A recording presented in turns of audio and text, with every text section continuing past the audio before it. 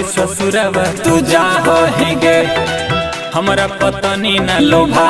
ही गे, छोड़ी ससुरवा तू जा ही गे, हमरा पतनी न लोभा ही गे। कोई से के जीवन अकेले तने बताई देगे, ले ले जो नया चरा में परान अनुगे जान, ले ले जो नया चरा में परान अनुगे जान।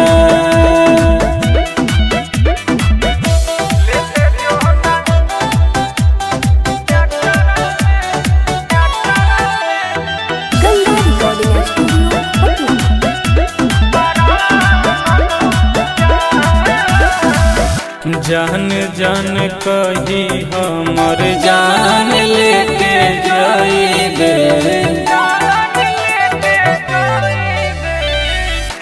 हमके बिसारी पिया गैर के बनाइबे,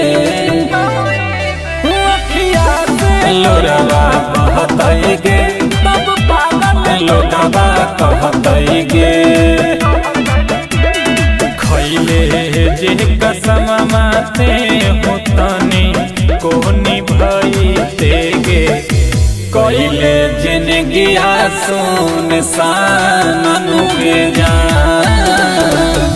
ले ले जइते अचरा में परान अनुगे जान।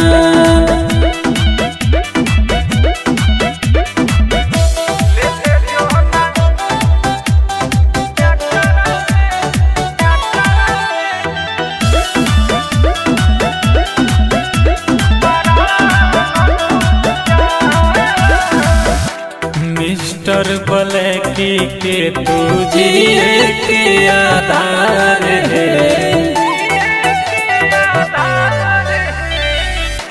देख ले पलट के पगला कहे एक बार है, राजेश विशेष न कह दोगे तोरा बिन एको दिन न रह दोगे, अकेला छोड़ी तना न सताई देगे,